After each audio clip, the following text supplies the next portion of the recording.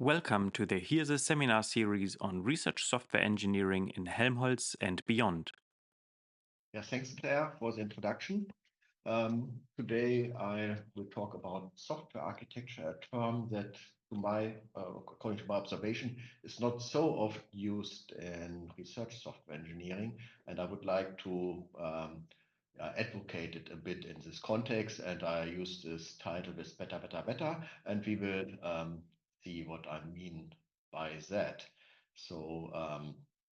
Here on the start page, you see a picture from Asterix and Obelix. It's in German, sorry for that, but you see this building has been built with some architecture, maybe not the best architecture, I don't know, we will see.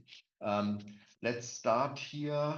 It happened now 6 years ago that I published 2 papers with past, present, future in the title. The first here was software engineering for computational science, past, present, future. Some of you in the audience here may know this paper. It was about, say, the history of software engineering and its relation to computational science and why we ignored each other to some extent. It happens that in the same year, I published a paper called Software Architecture, Past, Present, Future. This was just by chance that they have been published in the same year. And here I take a look at the history of software architecture, past, present, and the future of it. And now I will talk today about the combination of these both topics. So first, what is specific to software engineering in science? We wrote a bit about this in the first paper that I just mentioned. And for instance, we have challenges let's say challenges with requirements engineering. Requirements engineering is usually not done in scientific computing. It's more, sometimes it's called agile, but I would call it explorative development of research software. This also often means that we don't have test oracles. What is a test oracle? If we want to write a test, we should know what we expect from the software. And this is not always known in scientific software, research software, what the expected output is, for instance, for simulations. And maintainability often has a lower priority than, for instance, reproducibility of software. And if we have old existing scientific code that we call legacy code, it may be a big challenge to modernize it.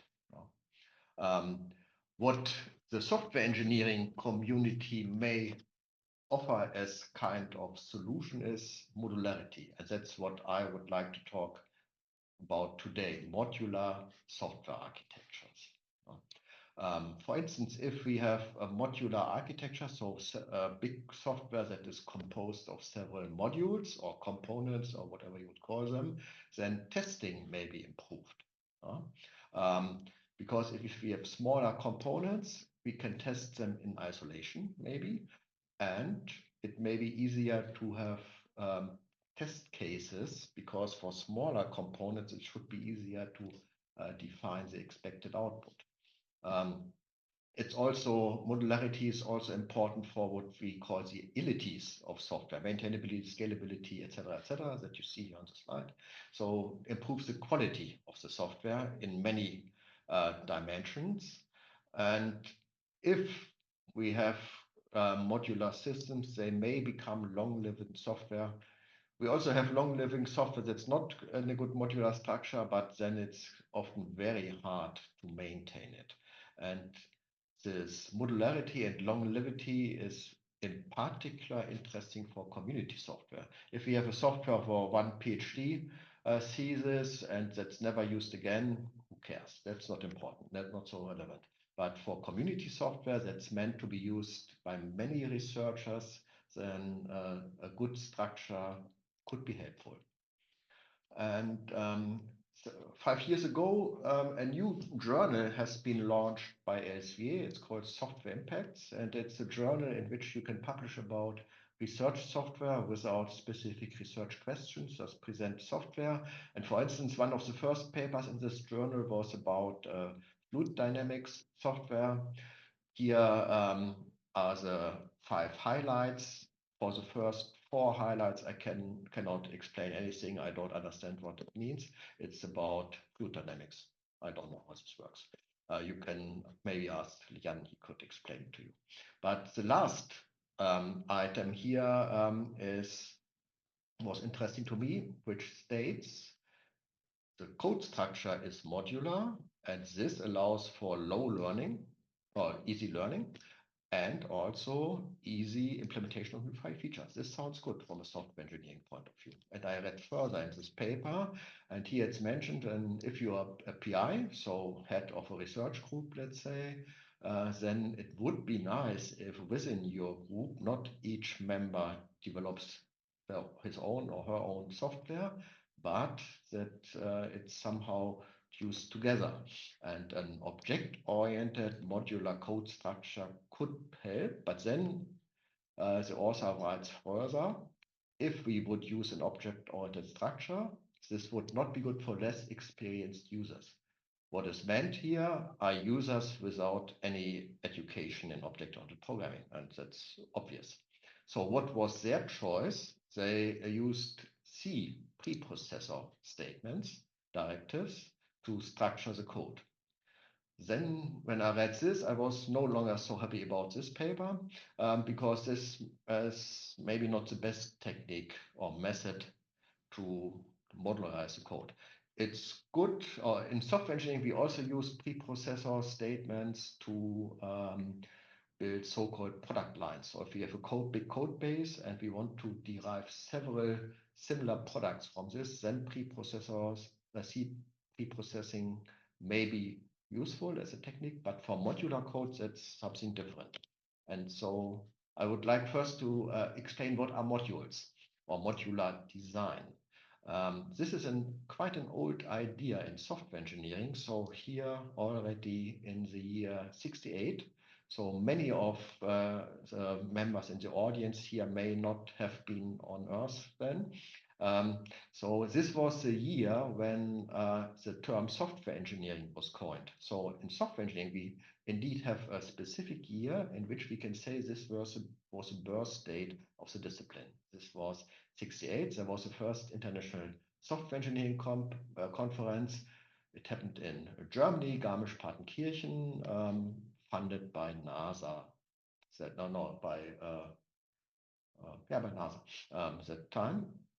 And McIlroy published a paper at this first conference, and he called it mass-produced software components. And essentially, the idea what he presented was what we meanwhile know from Unix or Linux pipes. So if we put together small programs into a Linux pipe in a shell, that's also kind of modular system. When are modules relevant? When we program larger software, larger codes. If we have a very small code, we don't need modules. Then one module, let's say, is enough. But if we have large, big software, then modules become important. And a module encapsulates something. It hides the internals of implementing the module, a component, and it's a kind of contract between the user and the developer of a module. And the idea is called information hiding. And this has been coined or introduced by David Parnas. Here you see a picture of him. He's considered one of the pioneers in software engineering, I would say.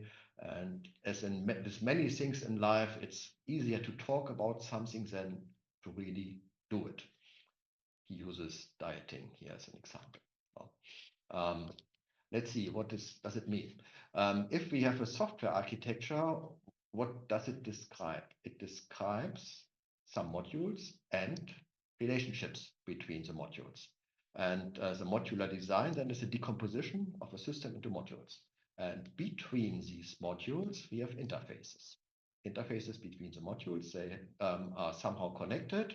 And we have bodies of the modules, and the interface hides the body.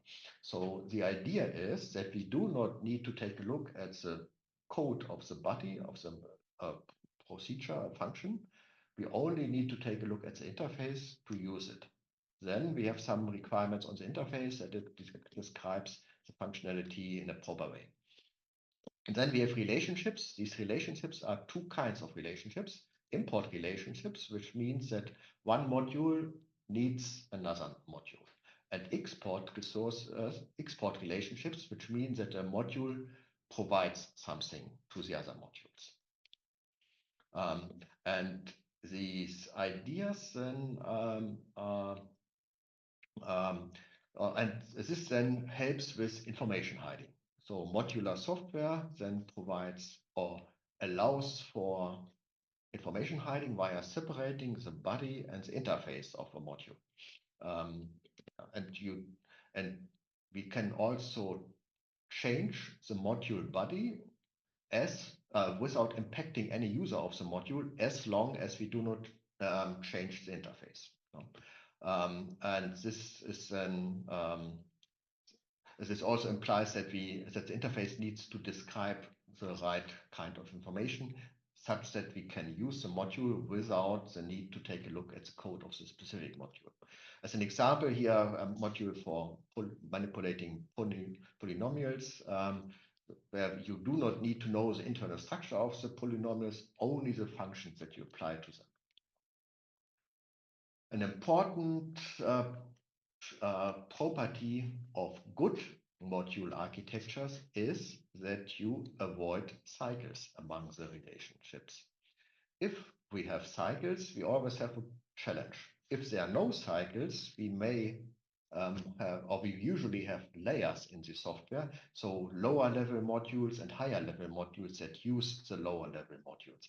A typical example from the business area, not from necessarily from research, is that information systems are usually structured that we have a database, then we have some business logic, and then we have a user interface. That's a very traditional architecture and it's layers.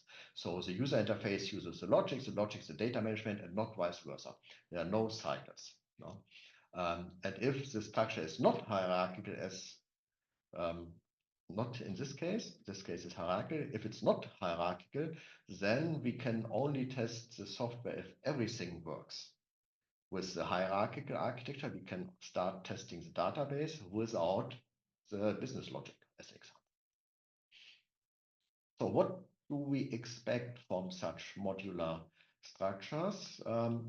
Support for reusing components, because if we have well-proven components, we expect a high quality. We also expect a high flexibility for maintenance because of this information hiding idea. Also, we expect faster development and lower cost. That's the hope, the expectation.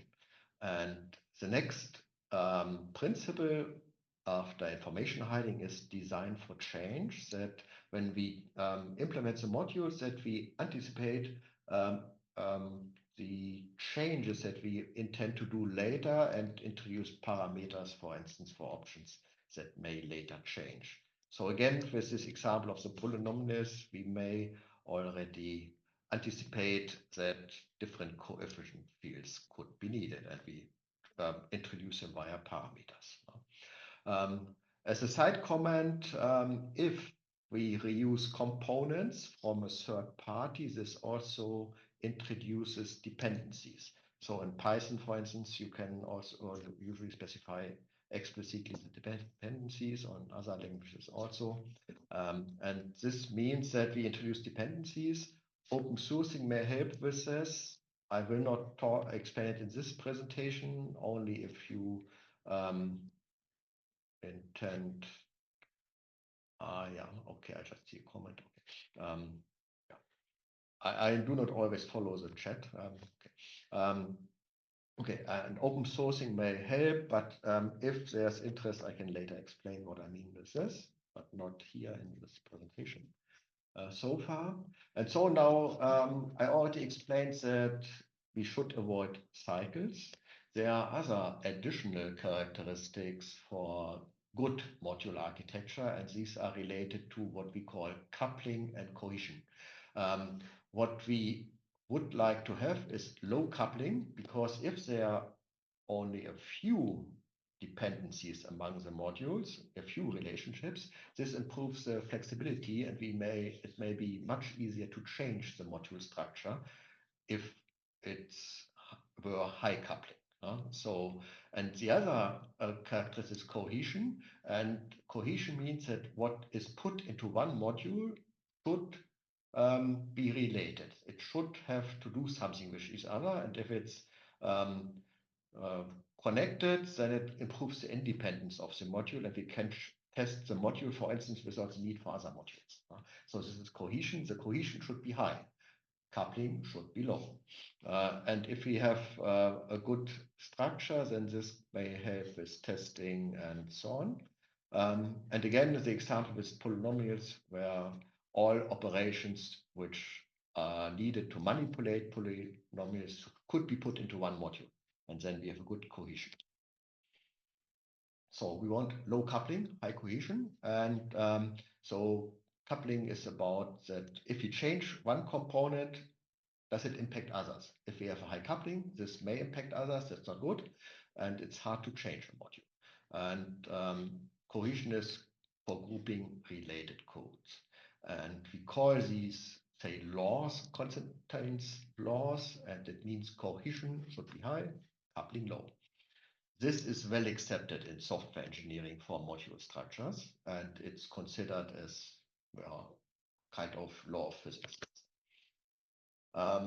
So we have a few participants, and usually at the HiRSE-Seminar, people just sit on their sofa like Jan and watch. But now I would try to see whether you are already fall asleep or would be willing to do something. And I already put here a link into the chat for a short task.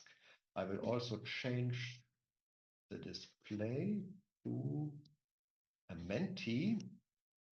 Yeah, now there's some. And the task is to rank the modules with respect to their quality concerning coupling and cohesion. Low coupling, high cohesion. Jan? Really, the problem is that in Menti the bars, they hide the image. So can you share the original image of the structure? I can show the original image. I see that you should already be there, and I switch again back to the slides. Thanks, Jan. So could be back. Okay, here's the structure. You see 7 components. I labeled 4 of them, A, B, C, D. And your task now is to rank those. First is the best module, second best, third best, and worst. No? So it's not really difficult. No? So I would expect that you manage with the brief explanation that I gave. What is a good module if it has a high cohesion and low coupling? So the question is, which of these modules is best into this respect? Taking a look at the Menti. So far 11 participants. Yeah, I will share the result later in a few minutes. No? Let's see. Or I already change it now that you can see it, even if not all of you already did it.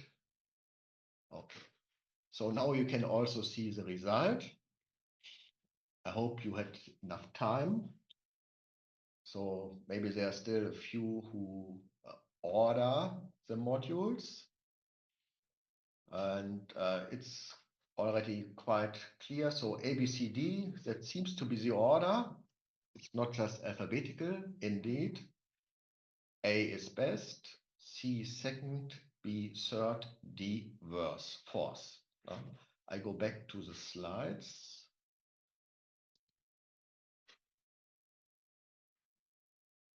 Here they are. And indeed, in A, the subcomponents, the elements of this module are highly connected, and we only have 2 external connections. That's good. On the next slides, there's also the description. So we have high cohesion, low coupling. That's very good.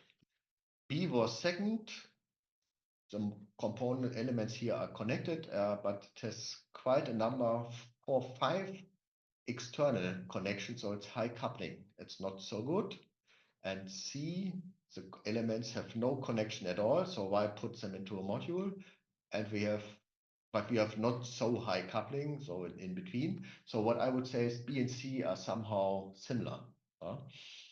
That's not so clear which is really worse. Maybe B is a bit better, indeed. And D has low cohesion and very high coupling, so that's really bad. So very good. So you did pass this exam. Very good. So thanks for participating. It's also the only task you get today here from me. Thanks for that. So we learned already a bit about good module structures. In software engineering, and software architecture, we love to draw diagrams, boxes and lines. We also have standards for this, like the unified modeling language that you can see here. And in the UML, there's a kind of standard, and you describe a connection with a required interface. It's a socket, and provided interface, it's a plug. And if we combine this, integrate it, we can use this product here. It provides an orderable item as an interface.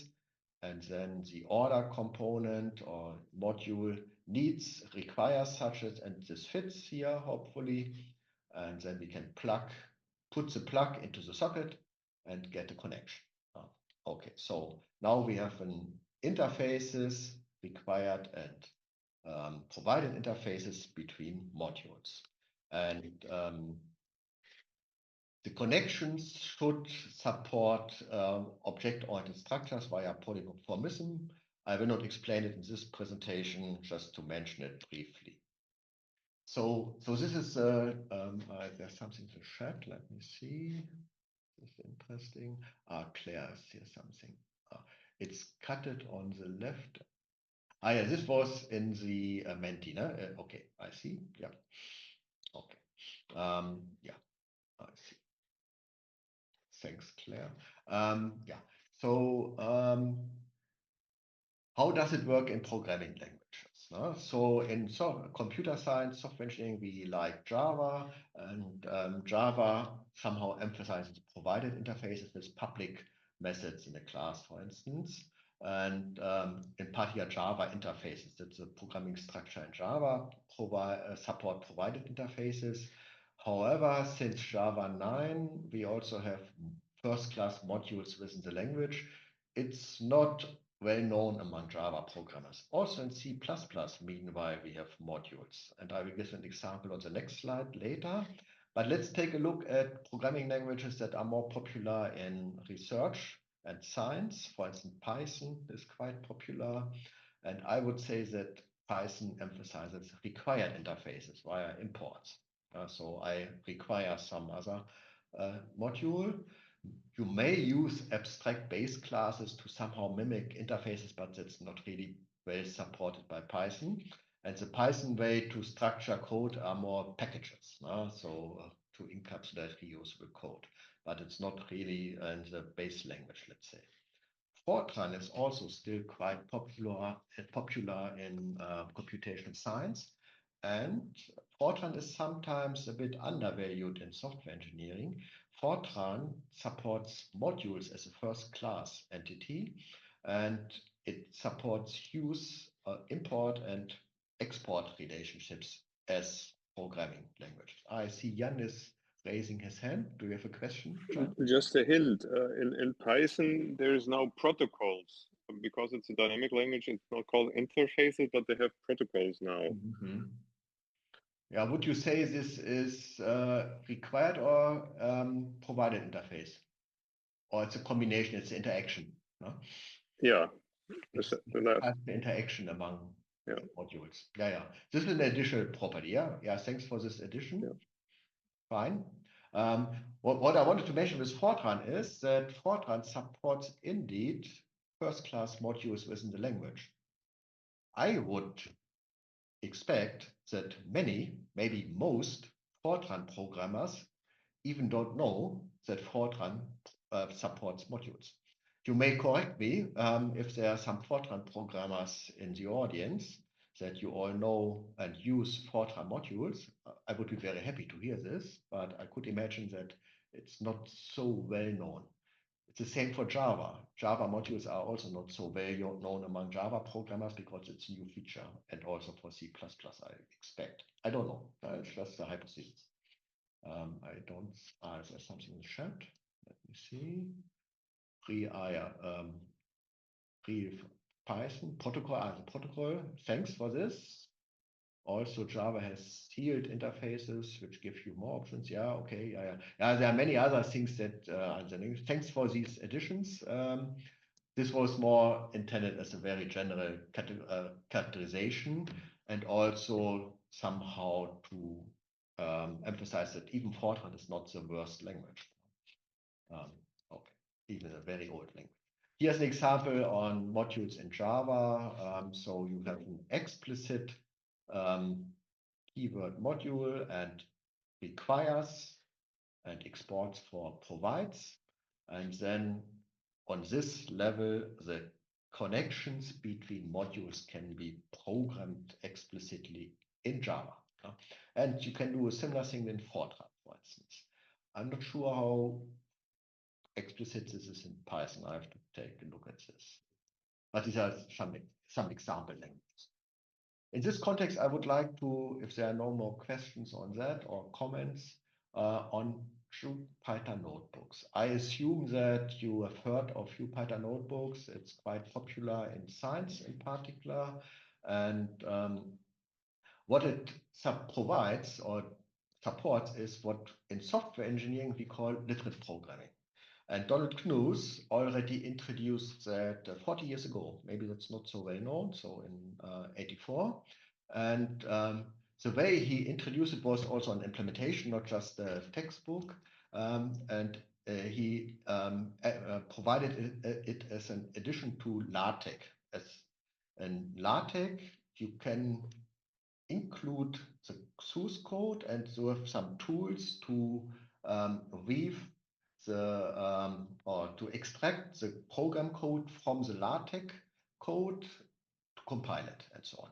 And what Donald Knuth's approach supported or supports is that you have a combination of the software code and the documentation of the code, the explanation of the code. I used his implementation in the 90s a lot for programming.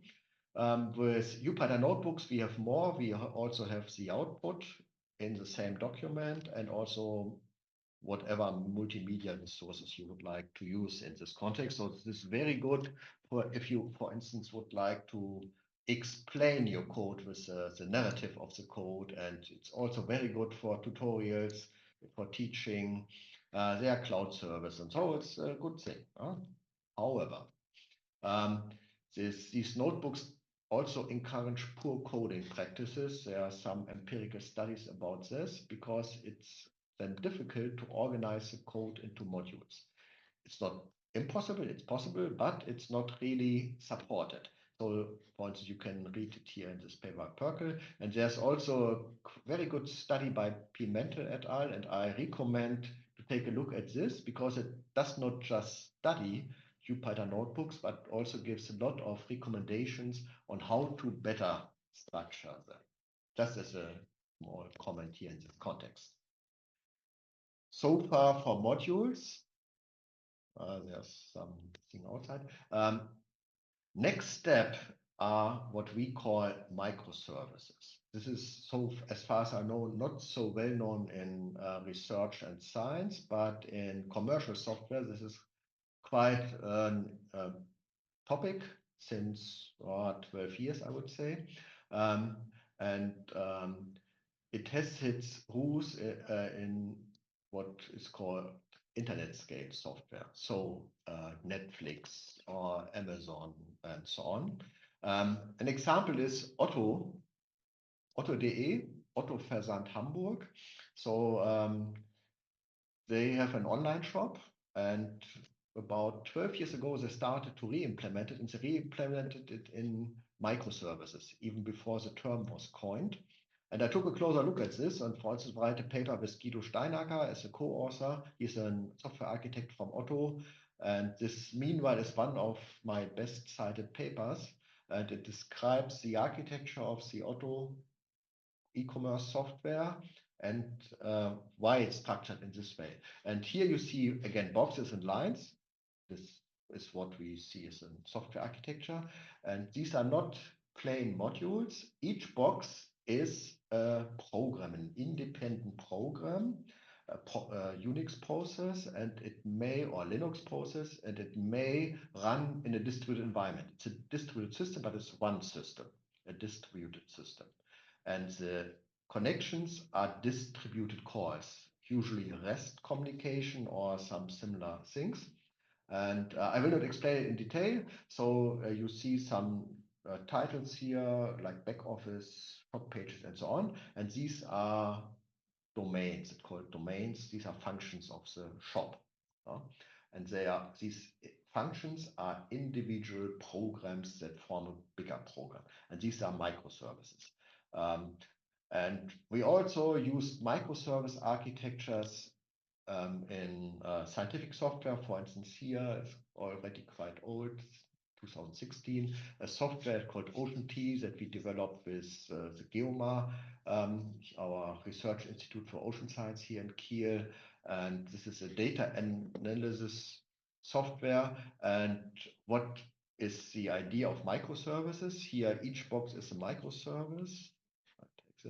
And for each component, let's say, each microservice, we can use another implementation technology. So here's a C environment with Node.js or JavaScript, and here's a JSON data storage for this function and for this function. I do not explain the functions here. You can read it in this paper. And here's a Python component, here's an R component, here's another Python component.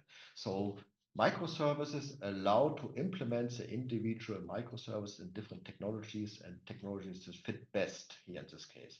If we have a Fortran program with Fortran modules, it's all Fortran. If we have a Java program with Java modules, it's all Java. No? You can also combine it with other technologies, but the modules are one language. No? So this is a microservice example. What's the advantage of this?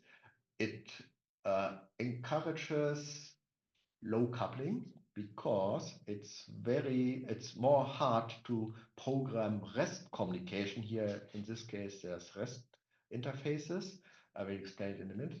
And not just a function call within Fortran, Java, C, or Python, or whatever. It's very easy to call a function in a programming language, but it's not so easy to do a REST call. It's not difficult, but you have to do more than just calling a function, and this encourages few calls. And so we have low coupling automatically somehow. I can explain it also later.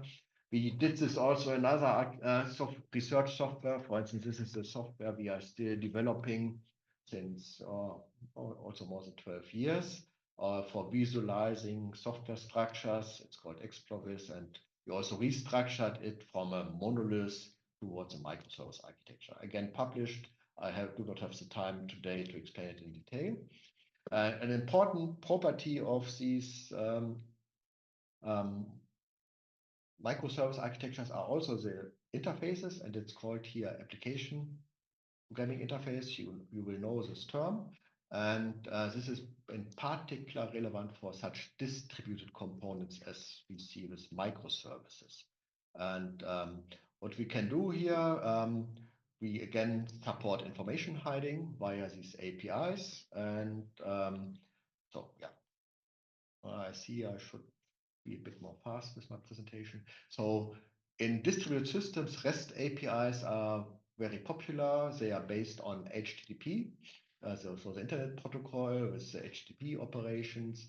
And the very important property is that it's stateless, like HTTP, and stateless protocols support for high scalability.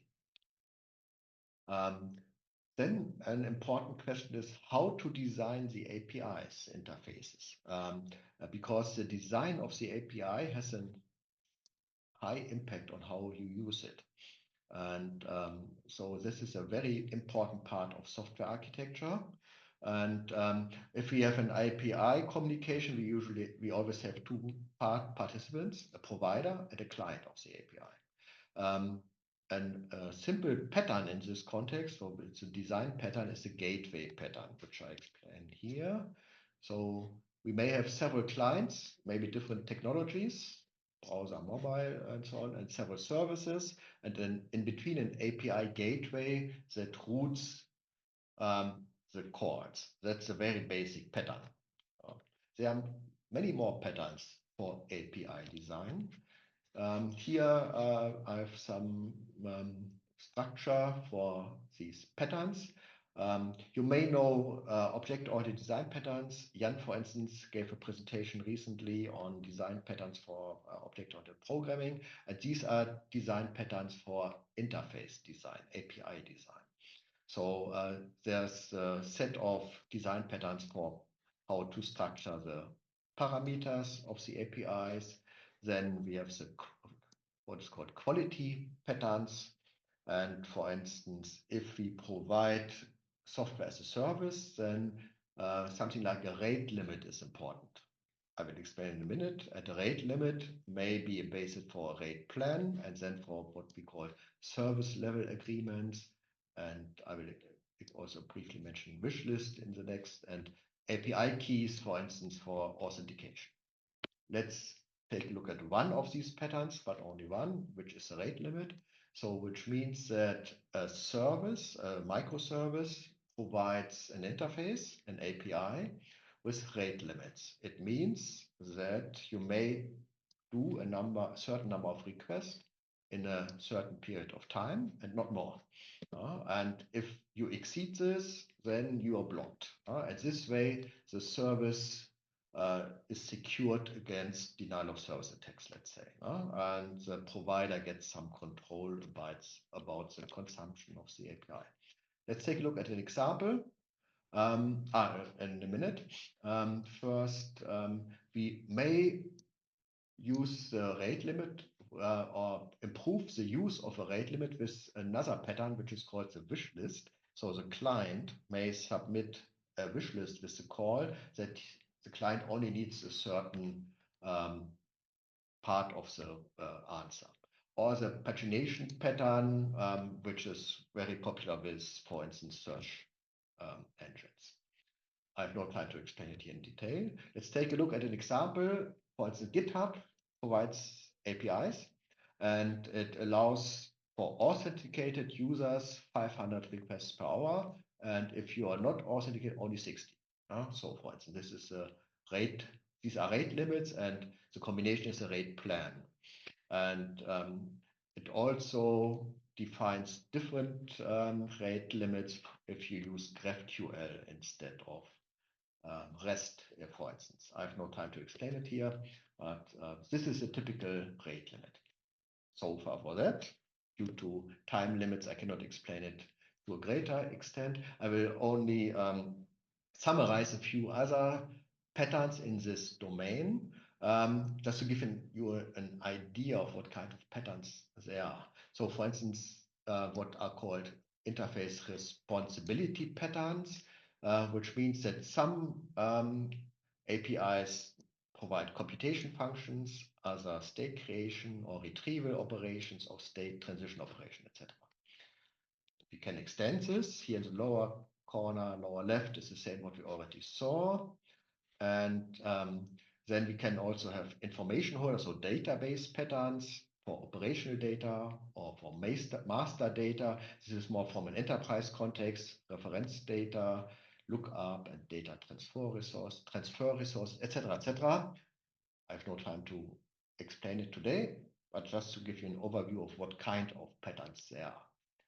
And a bit more advanced are what are called interface evolution patterns. So for instance, should we or do you allow a parallel version in an experimental version, or it's not allowed, or do we allow parallel versions in production, or limited lifetime guarantees, etc. So these are patterns on how to evolve your APIs with versions and semantic versions. There's a lot. If you want to learn about this, meanwhile, there's a textbook, Patterns for API Design by Wilhelm Zimmermann and some co-authors. And you can take a look. There's also a web page that describes it, but that's also a textbook on this. So far for this last brief section, we were re-engineering. What did I explain so far? Modules, microservice interfaces, APIs, and now re-engineering. What happens if you have an old software, or you get it from somebody else and you need to understand it? And there's an architecture like this nice building here. Over time, software may be structured like this. And then you can do what we call re-engineering. Re-engineering is a combination of reverse engineering and forward engineering. Reverse engineering, here are the blue arrows. You have the code base. You try to reverse engineering to understand the design, the architecture of the code via some methods, and maybe even the functions, the requirements, what the software does. And then you may restructure. These are the red arrows here. So you may do this on the code level, on the architecture level, or on the function level. And then you can do what we call forward engineering. So from the requirements to design to the code and to change the code. Today, I don't have time to explain more. I could give several lectures on that.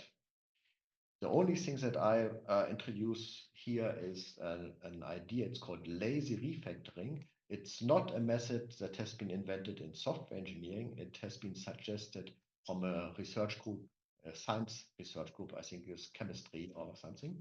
And lazy refactoring combines good modular structure as a core design principle with publishing releases of the code for others, for reproduction and so on, and and open science.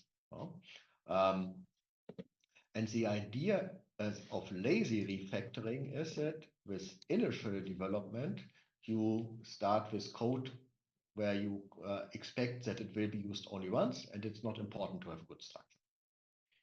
But if you want to use it again, then it's first refactored before you reuse it with a better structure. That's the idea of this lazy refactoring.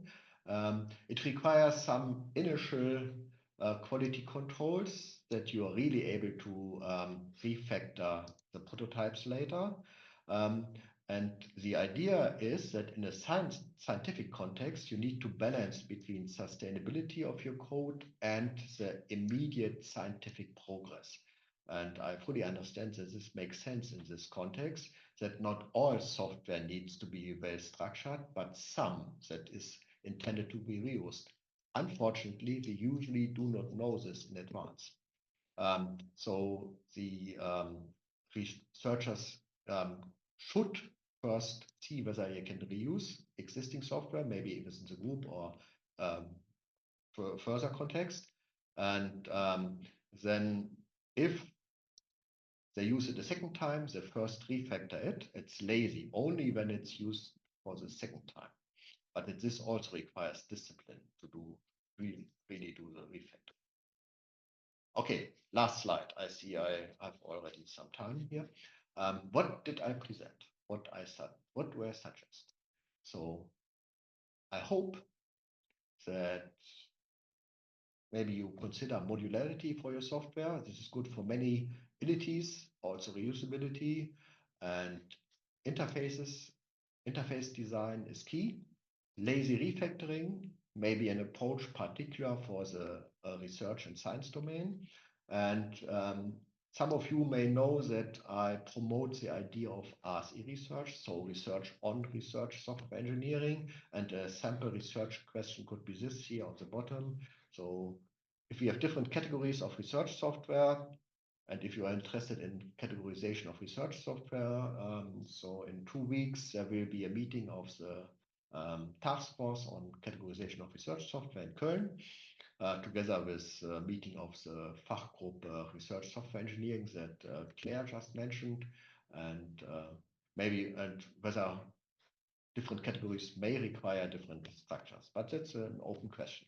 On the right, you see the motto of the Software Sustainability Institute in the UK.